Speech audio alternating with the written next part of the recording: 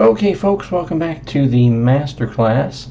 For those of you that watched the silent video, we were going back to the 1920s for that last one. So rather than try to replicate everything that I did, let's just take what I had done in the previous video and we'll just walk through that same process, and we'll just say that it's already set up for us this time as opposed to me walking through it, but I'll still show you some of the basics. So here's the point.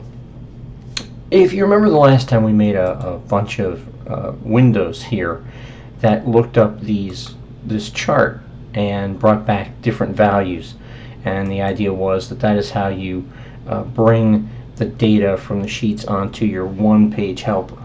And you'll notice here I've got 3 rows set up, and we'll get to that in a second. And I'll show you a finished product. This is my History Maker Baseball helper. It doesn't play the game, it just reads the boards. And so what I have done is there's a button and a window for all of the different charts that are available to you in History Maker Baseball. These are the umpire charts, these are the drama charts, these are the now and experience and chemistry charts, these are the ballpark and red 3 and 5 charts. And then it brings, I've got a couple of things that are hard coded here that are reminders for me. These bring in who ground balls and pop-ups go to, the results of bunts. There's a score section here that brings in some batter information, the current batter versus pitcher. There's a scorebook here that shows you that allows us to keep score of the game. These are the runner advancement pieces, and then I've got a couple of things here where I pull in the batter's previous at bat and pitcher's last at bat faced, and we'll get to this. We'll show you how that works later when I show you how you can set up a scorebook that you could use for pretty much any sport, but especially baseball. I have a little mini scoreboard here with the lineups, and it keeps track of where I'm at. I play the game on a playmat, and this board reader just helps me with everything that I need to do. There's a little mini scoreboard here.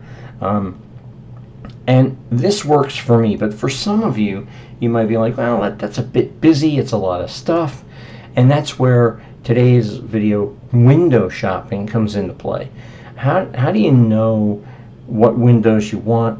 How would you do it if you just wanted one window instead of these 3, 6, 9, 10, 11, 14, about 15 windows that you have to push different buttons for?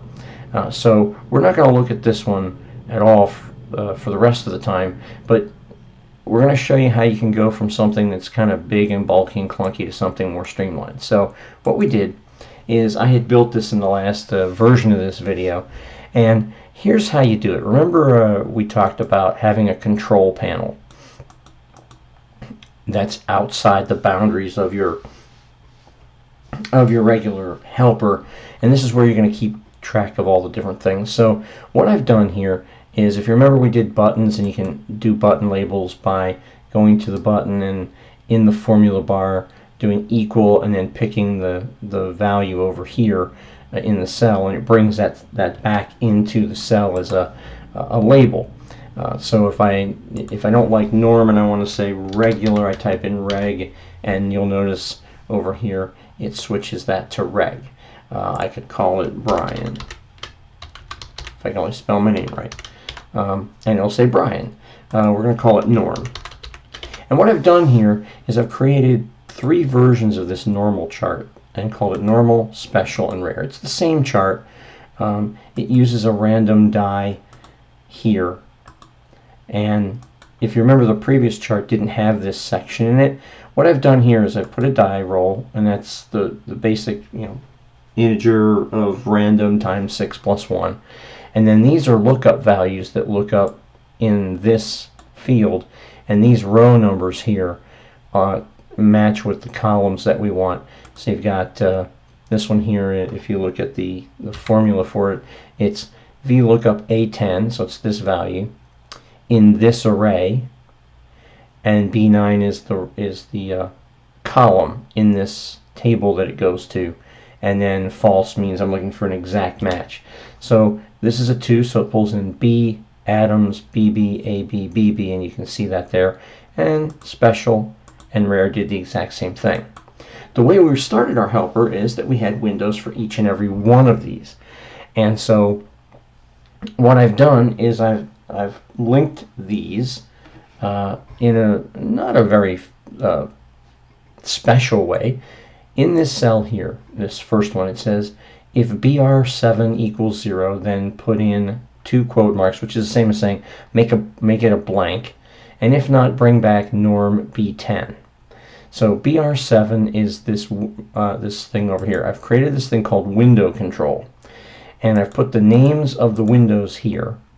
I've put a value of 0 here, or 1.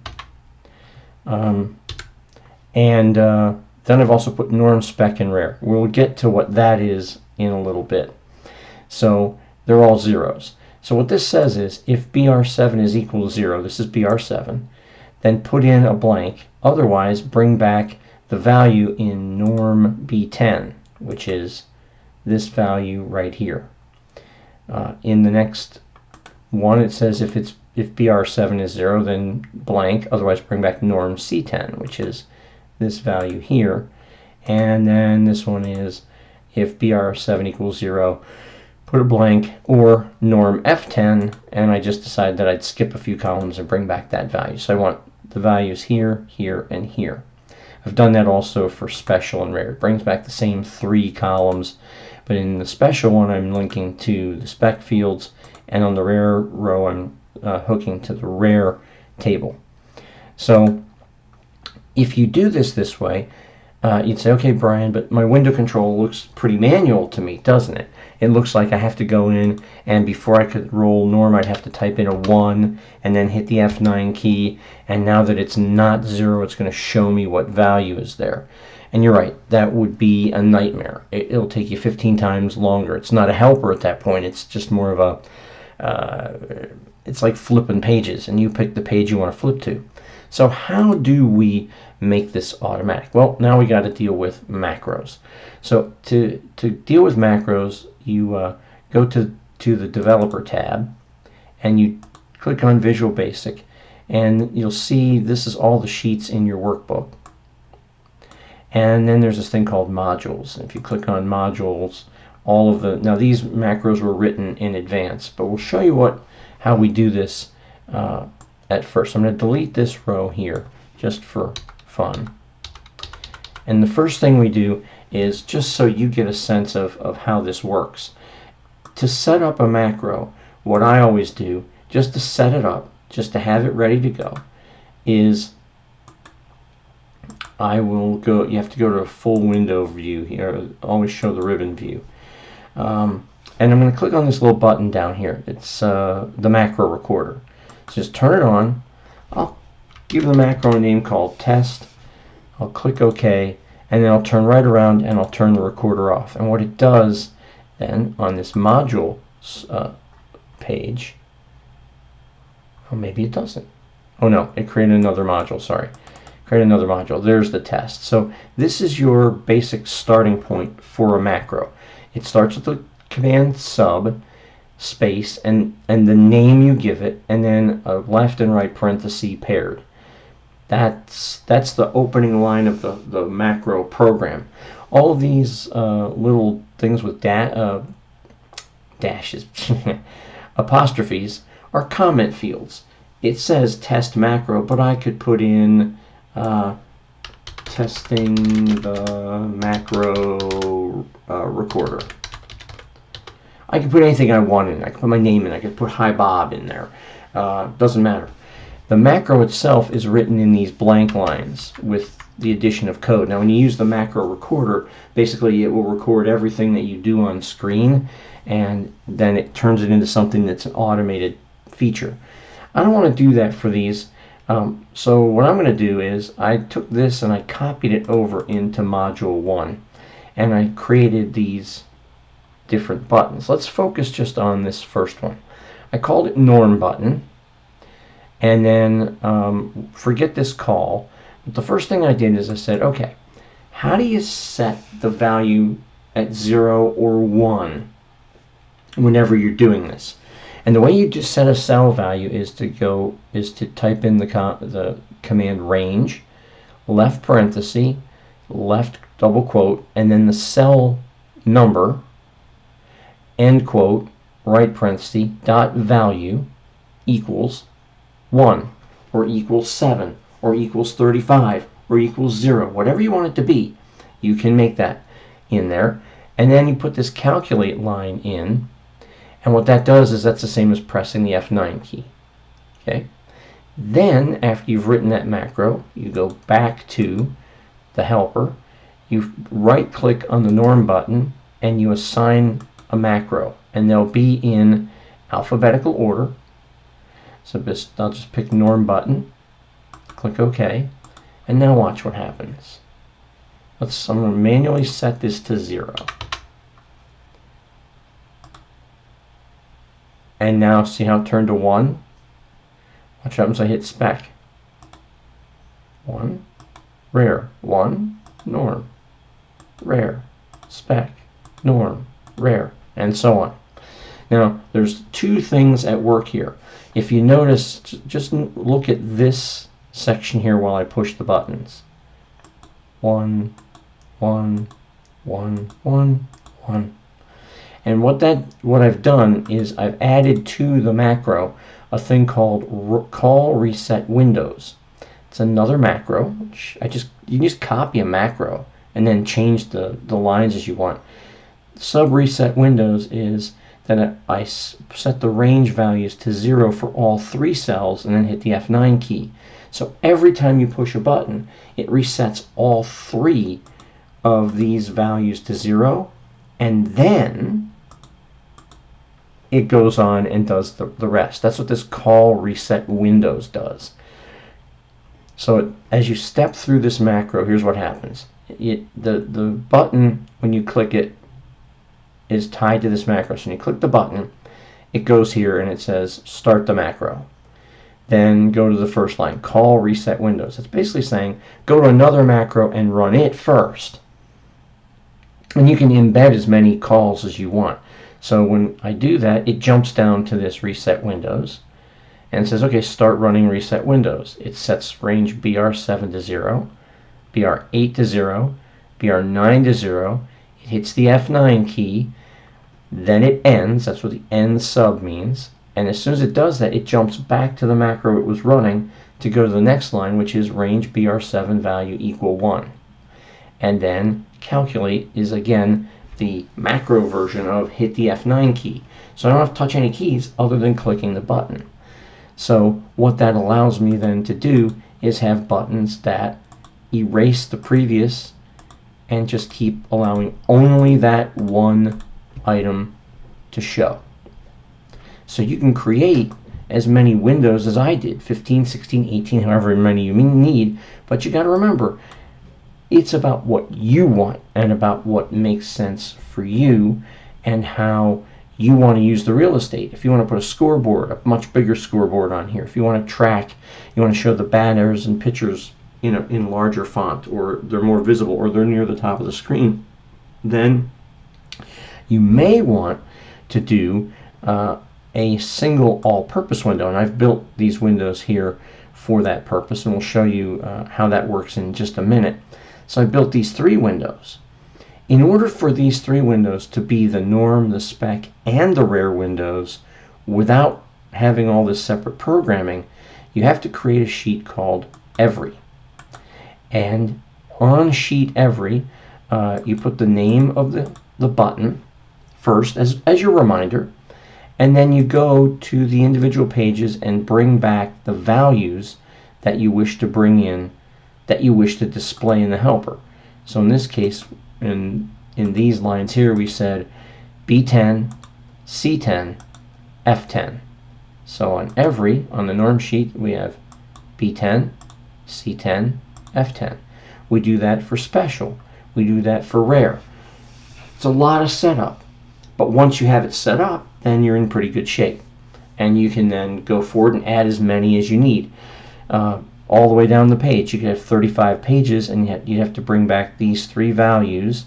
Because remember, if we're doing a History Maker baseball thing, every chart has basically 3 selections to it, with the exception of the umpire charts, or there's 3 columns to it. So you're going to have to bring in the same 3 values every single time. So you can have a whole bunch of charts listed here. And that's where, coming back to the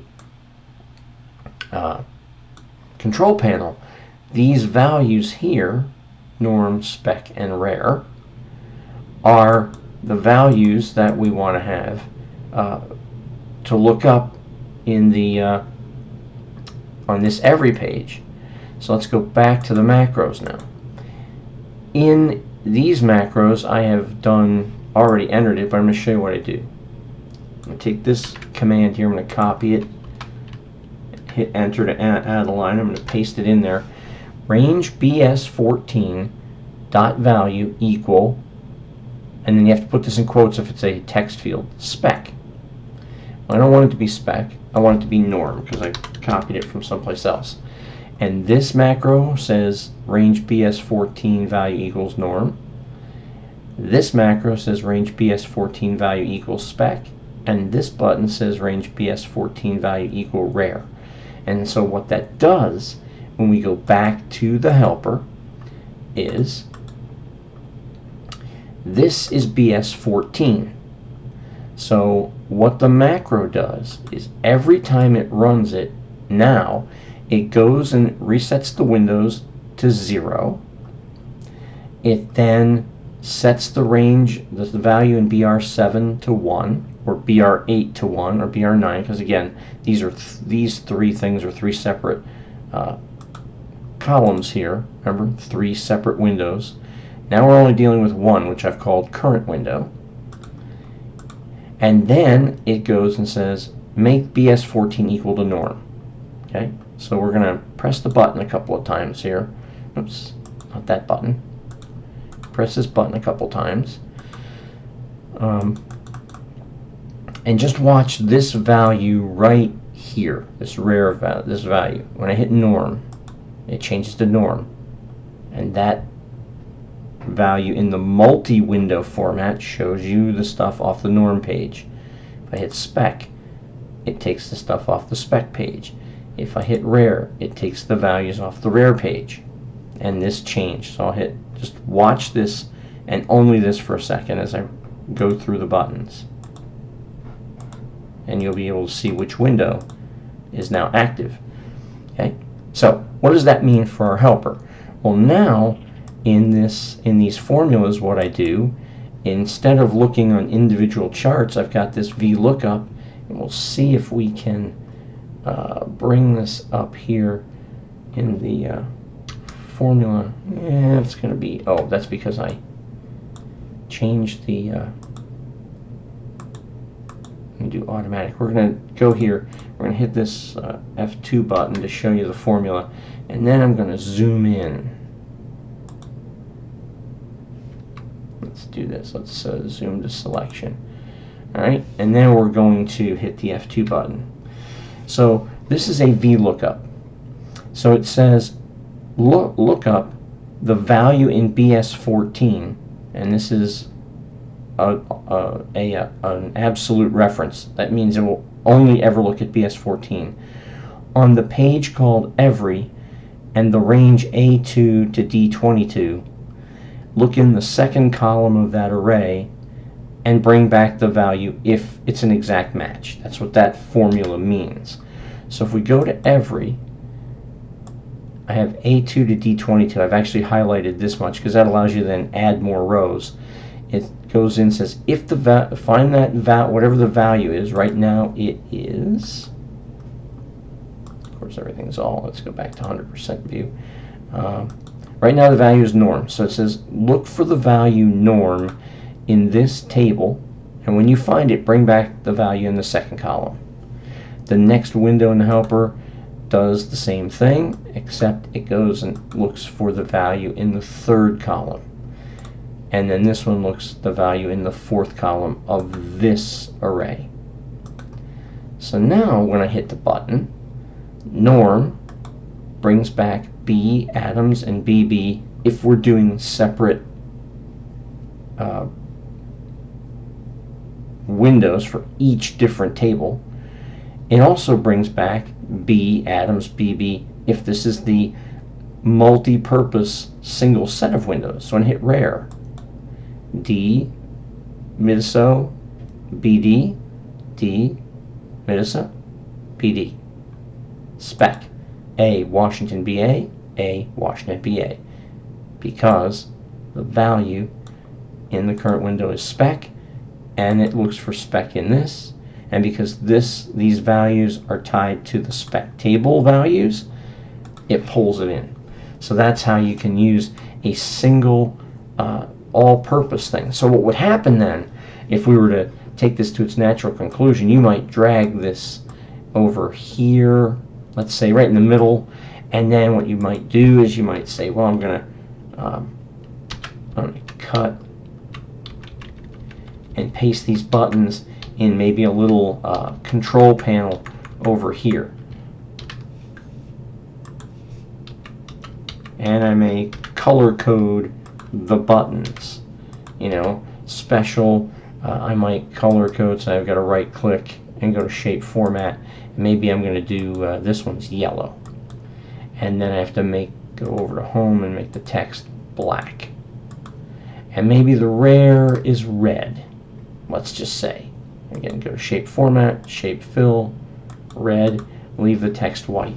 So this would be my visual cue. So if we went back to the old, I've already closed it, but if we went to the old the History Maker baseball helper, you'd notice that the normal button was in green, and then the infield, outfield, and plate drama were black, because that's the color code in the HMB book. The now button was blue, the chemistry button was purple, and the experience button was red, because those are the color codes that relate to those tables in History Maker Baseball. And the umpire ones were orange, because that's the visual cue that you're going to an umpire chart as a result of what's going on. So that's how you can build a multi-window or single window approach to displaying your results. And this means that no matter what sport you're trying to bring to life in a helper, you're going to be able to do that by determining how many chart books am I looking up, how many finder roles do I need, etc., etc., etc. And so you get to a point where, you know, some of this is going to be with buttons. On my football helper, and I think I might have that on this laptop, I'm not sure. Let me see if I can find if I have my football helper on here. Here's second season, and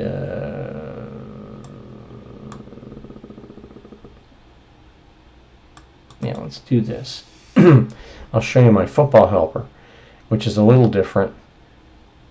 Enable the macros, and you'll see here not a whole lot of buttons until you get to the special plays. Everything else is controlled off of a play call button, because the plays are called behind the scenes on a play calling chart, and so it cross-references, it brings back a value, and you call the play. I do have macros built into these here to create the scoreboard and to charge timeouts and to change the quarterback, so on and so on and so on and so on. So how you use windows and how you use buttons is very important. And of course, the fewer windows you have, the more buttons you're probably going to need. And it's just going to depend on the game that you're playing. If you have Hockey Blast, you have like 1 or 2 play calling routines, so you might need one window with 3 or 4 buttons. Matter of fact, I think I might even have my Hockey Blast helper on here. Let's see. I do.